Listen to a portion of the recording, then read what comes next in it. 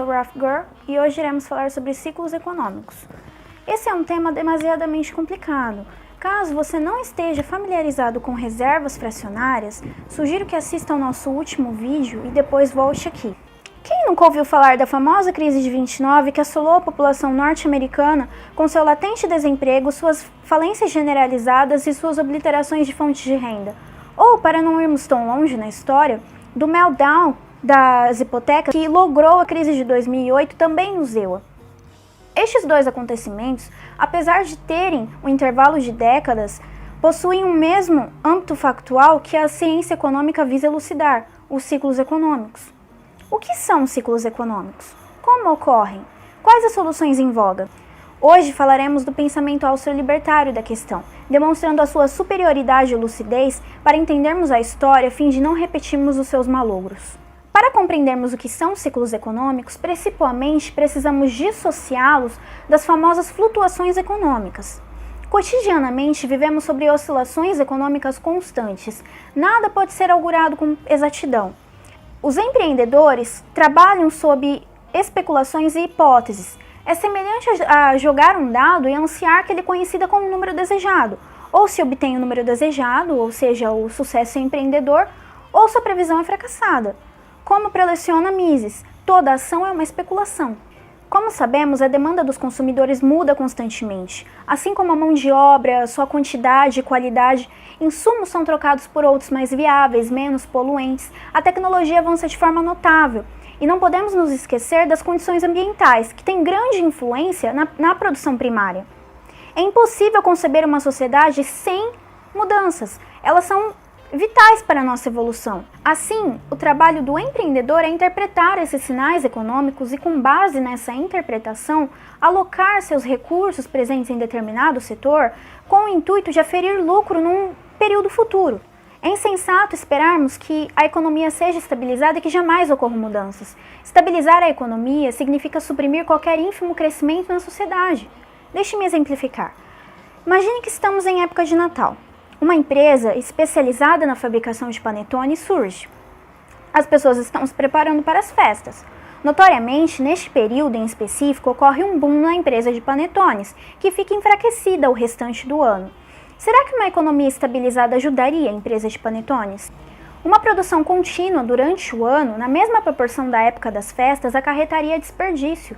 Os produtos seriam perdidos, apodreceriam na sua validade e não sairiam das prateleiras. Será que as pessoas deveriam comprar panetone o ano todo em nome da estabilidade econômica? É obviamente que não. As pessoas devem ser livres para usar sua liquidez no que acharem pertinente no momento. As empresas é que devem estar atentas e cuidadosamente alocar seu capital. Isso são flutuações econômicas. São simplesmente resultados de mudanças nos dados econômicos. Essas mudanças causam aumento na produção em um campo e declive em outro. Aí que está a distinção entre os ciclos econômicos. Estes ocorrem em larga escala. A depressão e o boom são ecumênicos. Mas quais fatores dão causa a essa instabilidade geral? Como aludido anteriormente, os empreendedores trabalham sobre previsões, especulações do quanto gastar, onde investir, quanto irão ganhar. Quando estes trabalham de forma pertinente, sofrem perdas em menor escala. Quando não, chegam à falência. Mas, em uma recessão, como todos os empreendedores juntos inesperadamente sofrem perdas? Porque o aumento dos preços decorrente da variação entre oferta e demanda geram os ciclos. Por que isso causaria uma depressão? O aglomerado de erros, como demonstrado, meras flutuações econômicas, são incapazes de gerar crises econômicas generalizadas. As flutuações econômicas ocorrem diariamente, mas elas são incapazes de gerar crise. Todo o capital e aparato que for utilizado naquele setor serão escoados para outros com melhor rentabilidade. A demanda dos consumidores será realocada para outros setores.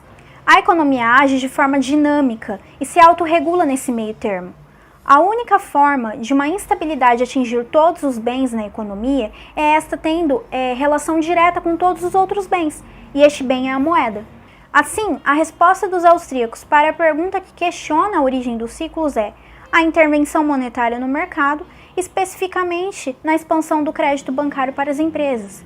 Para entendermos essa premissa, vamos figurar como funciona a moeda e o crédito numa economia livre e logo depois como funciona numa economia regulada pelo Estado. Imaginemos que eu seja dona de um banco e estou com as minhas reservas de poupança baixa. Eu, na intenção de aumentá-las e lucrar com isso, aumento os juros de poupança. Com isso, as pessoas se sentirão tentadas a depositar seus rendimentos no meu banco, porque elas irão lucrar com as altas taxas de juros fixadas. Se isso ocorrer e eu conseguir magnetizar grande parte da receita dos meus clientes, eu terei agora dinheiro para emprestar e lucrar com isso. Conquanto, o que eu faço para atrair os tomadores de crédito para o meu banco? Majoritariamente os empreendedores e investidores. Eu abaixo os juros de crédito. Assim, fica mais barato para os tomadores de crédito efetuarem os seus empréstimos. Quais sinais econômicos eu estarei dando para eles? Que as pessoas estão gastando muito menos no presente e poupando muito mais. E poupar mais significa que elas estão dispostas a gastar muito mais no futuro. E o que estes fazem? Estes investem em empreendimentos de longa data e ambiciosos. Investem em capital, insumos, mão de obra para a produção de bens futuros. Percebe o que ocorre? A liquidez dos consumidores que utilizariam para a produção de bens de primeira ordem, que são bens de consumo, é realocada para bens de ordem superior, que são bens de produção. Assim, há um boom nessa indústria que visa ferir lucro futuro com seus grandes projetos, a exemplo do ramo imobiliário. Não há nada de errado acontecendo. A taxa de juros está se reajustando de forma natural. As pretensões dos empreendedores estão consonantes com os dados econômicos coletados. A situação e pretensão dos consumidores está de acordo com as expectativas. Aqui não há cenário possível para uma crise. Agora veremos como os austríacos argumentam que os ciclos econômicos são concitados pelo controle governamental da economia. O governo, com a intenção de estimular o crescimento econômico mediante o Banco Central, abaixam as taxas de juros para conceder crédito artificialmente. O que isso quer dizer? Basicamente, que os bancos criam dinheiro ex nihilo, sem qualquer lastro, enchendo os cofres dos bancos. Agora, com grande quantidade de dinheiro nos seus cofres, o banco abaixa a taxa de juros da poupança, porque eles não precisam encher mais os cofres para oferecer empréstimos. Assim, as pessoas são desencorajadas a poupar. Sucessivamente, abaixam as taxas de juros dos créditos, porque eles possuem muita quantidade de dinheiro para ser emprestado. Assim, os investidores tomam grandes empréstimos para investir no setor produtivo, ocorrendo o mesmo fenômeno que ocorreu no primeiro exemplo. E agora, qual a diferença entre este e aquele espectro econômico? Nós temos uma grande parcela de recursos sendo investidos em setores superiores de longo prazo. Simultaneamente, consumidores desencorajados a poupar devido às baixas taxas de juros fixadas. Logo, estes investirão em setores de primeira ordem, que são os bens de consumo. Ao decorrer do tempo, esses empreendimentos se mostrarão insustentáveis e os empreendedores se dão conta quando, ao inflacionar a moeda artificialmente e a alta dos preços vier à tona, o Banco Central aumenta novamente a taxa de juros para se obter crédito. Isso, somado aos consumidores exaurindo suas rendas em bens de consumo, reflexo dos baixos juros que desencorajam a poupança, causando falências generalizadas, desempregos e as demais causas que nos é noticiado como crise, aquele período de grandes investimentos, empréstimos, geração de empregos causa um aparente crescimento econômico, que parece aquecer a economia e nos dar um ar de prosperidade. Isso são chamados pelos economistas de boom. Geralmente são dados e gráficos que governantes que ministram essa política econômica laça usarão para se vangloriar de seus governos e mostrar à população que são entidades de intelecto superior e os únicos capazes de fazer essa economia funcionar.